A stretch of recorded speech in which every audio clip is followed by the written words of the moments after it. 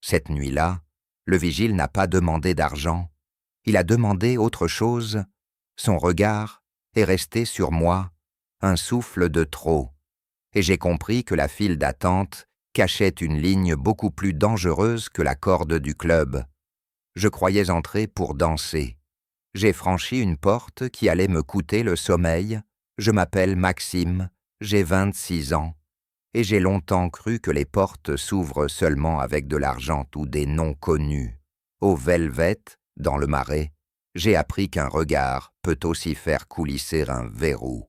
Le mien cherchait la musique, le sien cherchait moi. La première fois, la file ondulait comme un serpent impatient et les talons claquaient sur les pavés. Raphaël, c'est ainsi qu'on l'a nommé à l'entrée. 32 ans. Stature qui coupe le vacarme, crâne rasé, barbe nette, yeux sombres qui accrochent et ne lâchent pas. Il m'a désigné d'un geste bref. Toi. Un glissement sous la corde, un battement de cœur trop fort, et j'étais déjà de l'autre côté, gratuitement, comme si je portais un secret qu'il reconnaissait. J'ai prétendu que ce n'était rien. Mes amis m'ont chambré. J'ai ri aussi, par réflexe. Mais son regard est resté en moi comme une lumière dans un couloir fermé. La semaine suivante, même scène. Et celle d'après. Il ne parlait pas plus que nécessaire. Un signe de tête. Un « vas-y ». Sa main effleurant mon épaule, une seconde de trop. Juste assez pour laisser une trace invisible. L'air devenait lourd quand sa main s'attardait. Et mon souffle hésitait entre l'orgueil et la fuite. On disait qu'au Velvet, tout est électrique. La piste, les corps, les conversations. Ce qui m'électrisait, moi, c'était la porte. À chaque passage, nos yeux se croisaient. Et je sentais sous la peau une chaleur qui ne venait pas des spots.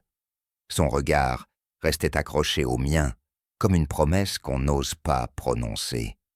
Une proximité dangereuse, à un souffle de franchir une ligne. Je faisais semblant de ne pas comprendre. Il faisait semblant de ne rien demander. Autour, Paris jouait sa comédie nocturne.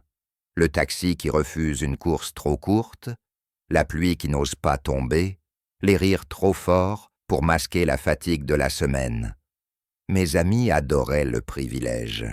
Profite, Max. Moi, je me demandais quel prix ne se paie qu'après. On ne vous donne pas la clé si la pièce est vide. Le vendredi d'après, j'ai choisi de venir seul. Pas de chahut à mes côtés, pas d'alibi pour éviter la question.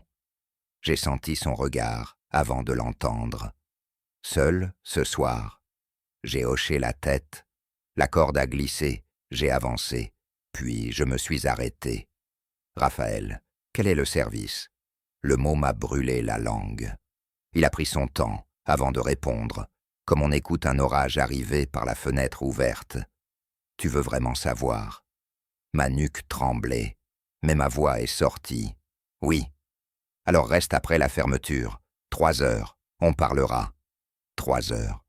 1 heure qui n'appartient à personne, sinon à ceux qui n'ont plus de témoins. Je suis entré. La musique m'a pris par la taille, mais mon esprit restait dehors, cloué à la porte et au rendez-vous invisible. Je dansais par réflexe. Je regardais l'horloge comme on regarde une braise grandir. À chaque verre d'eau, mes mains tremblaient un peu. Je riais, avec des inconnus pour me prouver que j'étais encore léger. Je ne l'étais pas. Mon cœur cognait trop vite, comme si chaque battement disait son prénom.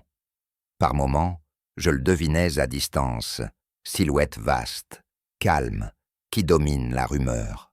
Quand nos regards se retrouvaient, tout autour devenait flou. La piste s'effaçait. Restait ce fil tendu entre nous. Son attention sur moi faisait naître une chaleur sous la peau, un feu discret qui ne demandait qu'un souffle. Je m'étonnais de le vouloir proche et de le craindre à la fois. J'étais coincé entre peur et désir, honte et curiosité, comme au bord d'un toit sous la pluie, une étincelle dans l'air, et tout pouvait glisser. À 2h45, les lumières ont pâli, la musique a ralenti. Les derniers rires titubaient vers la sortie. Je me suis posté près du bar, dos contre le bois, mains dans les poches, pour cacher le tremblement. Chaque pas de sa part vers moi amplifiait le silence. Quand il m'a fait signe, j'ai senti la salle rétrécir autour de nous. Il a ouvert une porte réservée au personnel. Le couloir sentait le métal tiède et la nuit finissante. L'ampoule bourdonnait au plafond, et chaque vibration entrait dans ma peau. Le bureau à l'arrière était minuscule. Un écran, 2 chaises, la ville en miniature sur les caméras. Il a fermé la porte. Le déclic a résonné plus fort que la basse de minuit. Il a retiré sa veste. Le tissu a froissé comme un aveu. J'ai perçu la force tranquille de ses épaules, l'impression qu'il tenait les murs en place. Une chaleur s'est levée entre nous, pas celle d'un radiateur, une autre, celle qui fait trembler la voix avant qu'elle ne sorte. Assieds-moi. Sa voix n'était ni dure ni douce, elle tenait, comme une main posée sans poids. Je me suis assis, nos genoux presque alignés, trop proches pour que rien ne circule. Le silence entre nous brûlait plus fort que n'importe quelle parole. J'ai levé les yeux. Ils se sont ancrés dans les siens, et le monde a reculé d'un pas. Tu veux savoir le service, Maxime? J'ai acquiescé. Ma gorge sèche. Depuis le premier soir, tu m'as plu, a-t-il dit, simplement. Pas de discours, pas d'effet. Juste cette phrase qui m'a traversé comme une ligne qu'on trace d'un seul mouvement. J'ai senti chaque nerf s'éveiller. Ma peau avait de la mémoire de ses passages sous la corde. De sa main, restait une seconde en trop. Mes réponses dévalaient en moi, sans oser sortir. Il a penché un peu le buste, et l'air s'est épaissi. Je te fais entrer parce que je veux que tu reviennes. Je voulais que tu comprennes, sans que je dépasse la ligne du travail. Sa sincérité m'a désarmé. En moi, la honte de me sentir flatté luttait contre le soulagement de ne plus être fou. J'ai cherché un appui, une blague, un verre, une issue. Il n'y avait que la table et nos respirations. Et le service? Ma voix a trouvé un fil. Il l'a suivi du regard. Une seconde, 2. L'instant s'est figé dans une immobilité dangereuse. Nos lèvres n'éteignent qu'à une distance qui n'appartient à personne. Je sentais son souffle effleurer ma joue, comme un rappel que je n'étais pas seul dans ma peau. Tout en moi criait « encore » et « attention » dans le même battement. Mon cœur tapait trop fort, trop haut, trop près. Il a reculé d'un rien, juste assez pour que l'oxygène revienne. « Reste après la fermeture », a-t-il dit enfin, posant les mots comme on pose une clé sur la table. 3 heures, on parlera du service, tu verras. Sa voix n'avait pas besoin d'insister. Elle savait que j'avais déjà dit oui sans le prononcer. Dehors, Paris commençait à respirer autrement. Dedans, je n'entendais plus rien que le compte à rebours invisible qui me séparait de 3 heures. J'ai quitté le petit bureau avec la sensation d'avoir ouvert une porte qui n'existait pas 2 minutes plus tôt. Sur la piste vidée, les lumières vives laissaient me voir les confettis collés au sol, les verres oubliés, la vérité brute d'un lieu après la fête. En moi, rien ne retombait. Je marchais lentement, comme pour ne pas éteindre l'étincelle ou pour éviter l'embrasement. Je n'étais plus du côté des clients. J'étais sur une frêle passerelle entre 2 mondes. À 2h55, j'ai regardé ma montre, puis la porte du couloir. Une chaleur montait, nette, presque docile, qui faisait courir des frissons dans ma nuque. Mes mains tremblaient un peu, mais suffisamment pour me trahir si je les sortais des poches. J'ai fermé les yeux une seconde. Quand je les ai ouverts, il était là, à quelques pas, la même immobilité contenue, le même calme qui fait taire les pièces. Je pensais entrer pour danser, À 3 heures, j'ai compris que j'entrais dans lui. La porte du petit bureau s'est refermée sur le bruit du club. Raphaël est resté debout, tranquille. Tu me plais. Le service, c'est un rendez-vous. Pas ici, un vrai. Le mot a heurté mon cœur comme une bonne nouvelle dangereuse. J'ai dit « d'accord » trop vite. L'air a épaissi, nos genoux presque alignés, nos regards solidaires. Nous avons rouvert. Les néons révélèrent la salle nue. Dehors, Paris refroidissait. En moi, un compte à rebours. Mardi, son jour off. Le lendemain, Thomas a lu dans mes yeux. Fais attention aux histoires qui commencent devant tout le monde et doivent continuer derrière. J'ai acquiescé sans le croire. Mardi, je l'ai attendu près d'un petit Italien du Hong. Lorsqu'il a poussé la porte, j'ai senti ma poitrine se poser. Il parlait sans fioriture, 8 ans d'armée, la patience apprise pour ne pas brusquer les choses, le besoin d'un cadre pour laisser l'essentiel respirer. Je lui ai dit ma peur d'être toujours au seuil de ma propre vie. Les seuils protègent, mais ils usent, a-t-il répondu. Sa main n'a pas cherché la mienne. Elle a habité la table comme une promesse qui sait tenir. La chaleur montait par vagues. Quand nos yeux se sont accrochés, ma respiration s'est déroutée, puis a retrouvé son rythme. Un frisson m'a traversé la nuque.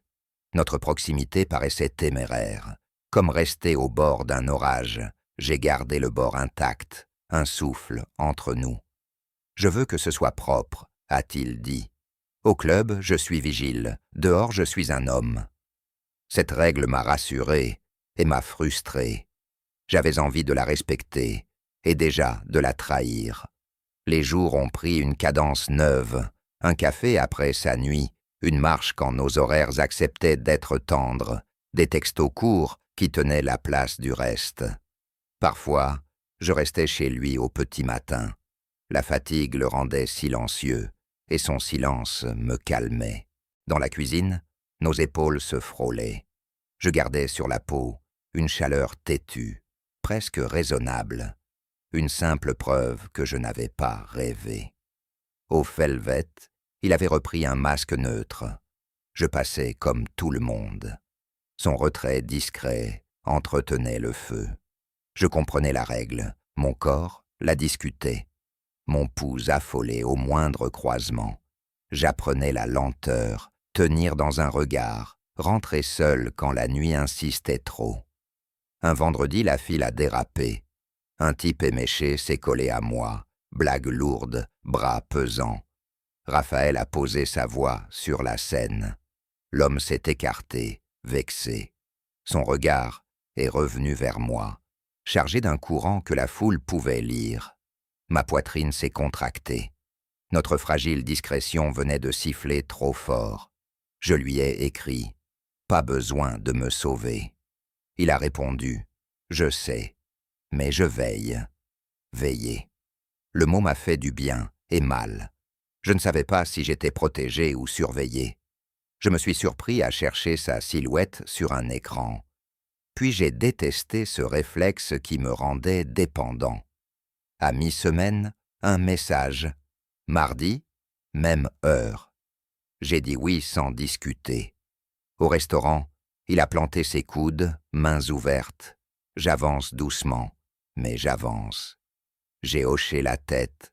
La note a glissé, nos doigts presque aussi, avant de s'arrêter dans cette fixité où l'on entend son propre sang.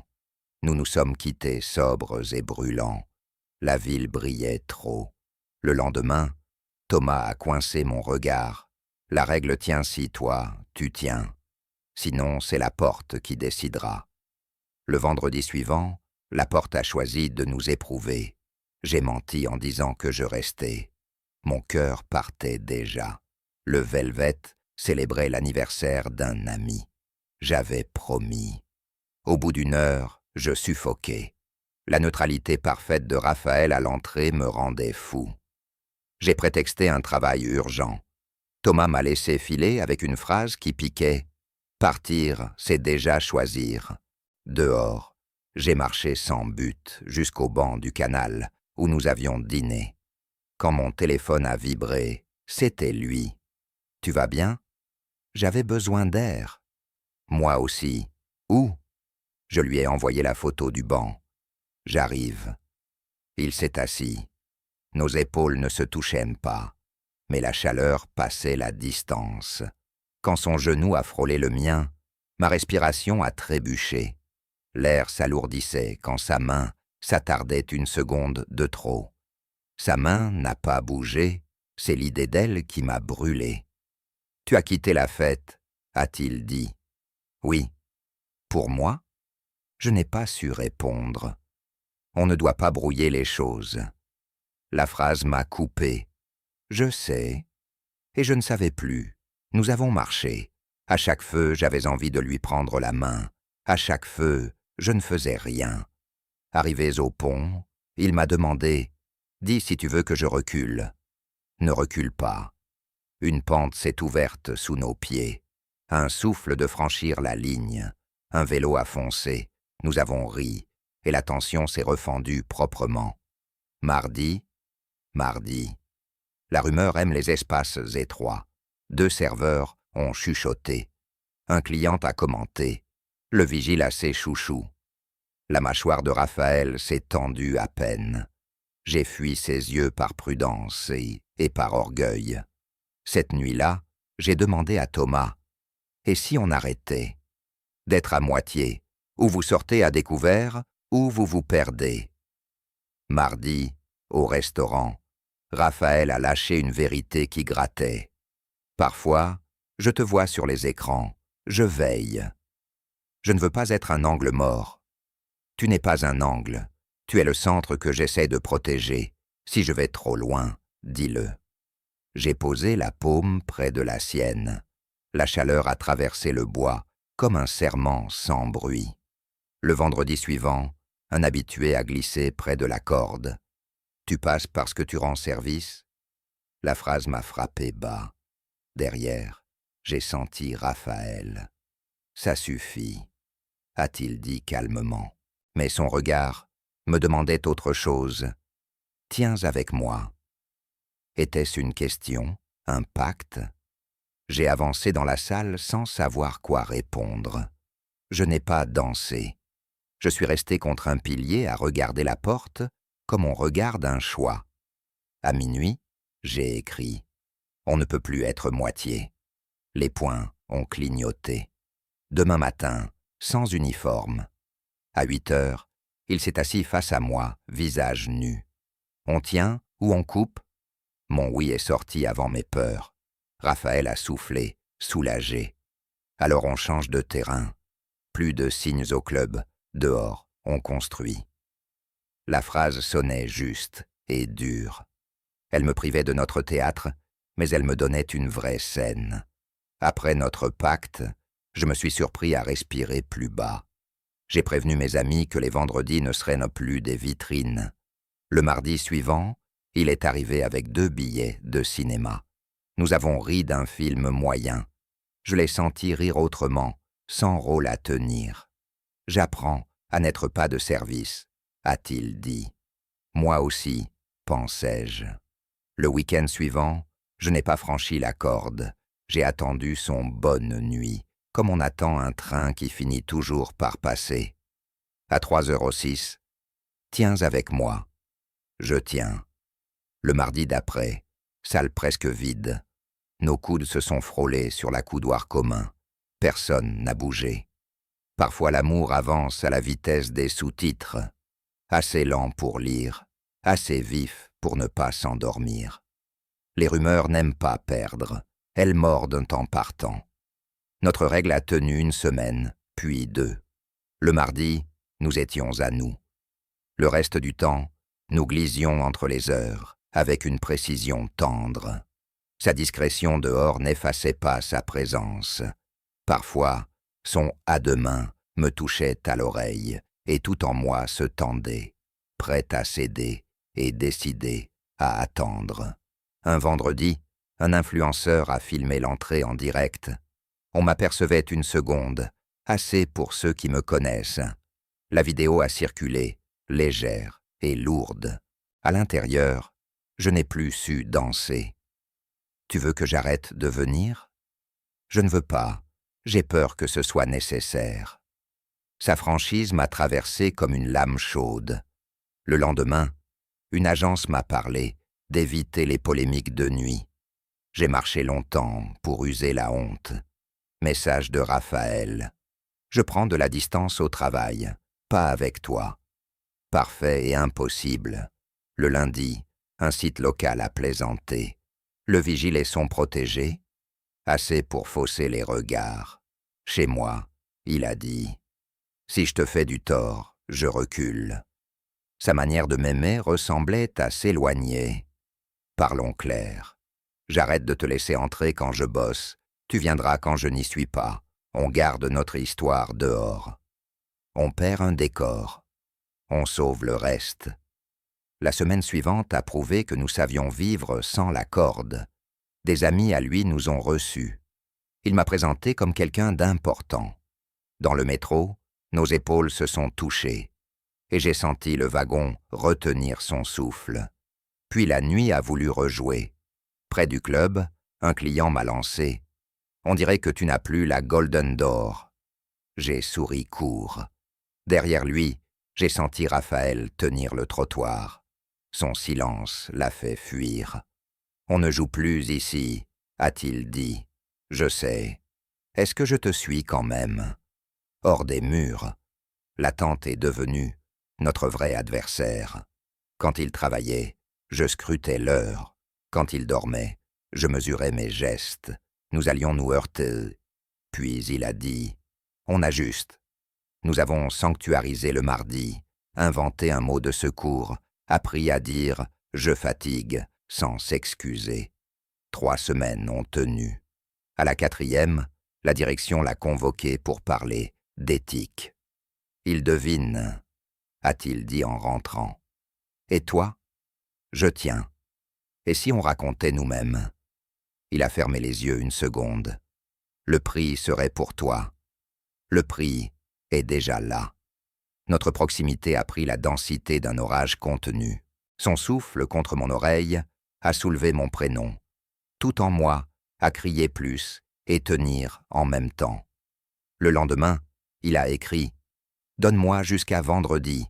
Après, on ne se cache plus. » Vendredi a pris la taille d'une montagne. Chaque heure accrochait la suivante. Le soir venu, je me suis promis de ne pas aller au club. J'y suis allé quand même, jusqu'à l'angle, pas plus loin. Je regardais la porte comme on regarde une scène qui ne nous appartient plus. Mes mains savaient que quelque chose allait basculer. Je n'avais plus qu'à tenir un battement de plus. Tenir un battement de plus change parfois toute la mesure. Son message est arrivé à 2h50. Bureau, comme la première fois. J'ai traversé le couloir bourdonnant, la mémoire au bout des doigts. La porte a claqué doucement, il n'a pas tourné autour. J'ai dit l'essentiel à la direction. Pas une confession, une limite. Mes choix ne concernent pas les cordes, mais ma vie. Sa voix tenait droit. Il avait l'air d'un homme qui a déplacé un mur d'1 centimètre, assez pour laisser passer la lumière. Et nous sortons du club, définitivement. Mon cœur a fait un bruit de verre. Pas l'un de l'autre, a-t-il ajouté en s'approchant d'un demi-pas. Du club, je ne veux plus que notre histoire soit mesurée en mètres de corde. Je veux la tenir dehors, là où personne ne l'organise à notre place. Je me suis assis. J'avais faim de cette phrase et peur du prix. On perd un décor. On gagne une pièce entière. Sa main s'est posée, à plat. L'instant s'est figé dans une immobilité dangereuse. « D'accord », ai-je dit. Dire ces mots a soulevé un verrou silencieux en moi. La distance s'est amincie. Une autre chose, a-t-il soufflé. Je quitte le Velvet. On me propose un poste ailleurs, plus simple, plus clair. Je ne veux plus que notre histoire soit un argument pour ou contre moi. Sa décision était folle et parfaitement droite. Je l'ai sentie jusque dans mon ventre, comme une ligne qui se trace elle-même. Nous sommes sortis par l'arrière. La ville était là. Au coin, il a dit « Aux amis, on dit ce qu'on veut, mais je ne veux plus te voir retirer ta main quand la mienne la cherche. » Sa phrase a trouvé mes doigts avant ma réponse.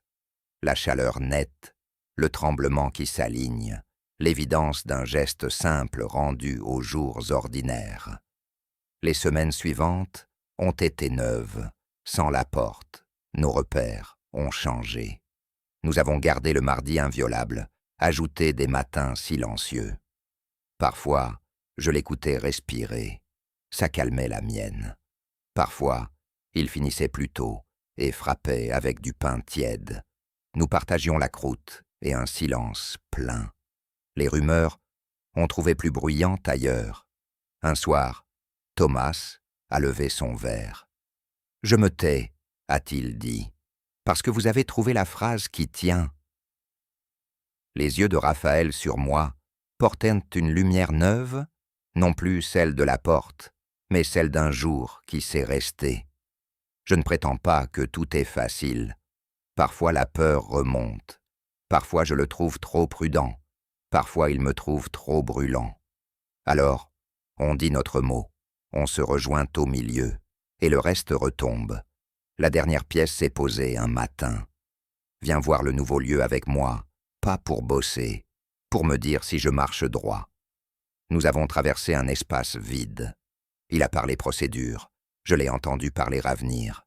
À la sortie, il s'est arrêté. Je ne te dois pas des entrées gratuites, je te dois ma façon d'être là. Je n'ai pas répondu. J'ai laissé ces mots toucher la corde qui nous avait tenus en haleine. J'ai posé la main sur sa nuque, pas pour le guider, pour le sentir. Son souffle contre ma peau mettait le feu à chaque pensée que j'essayais de retenir. Nos fronts se sont effleurés, et la ville a reculé d'un pas.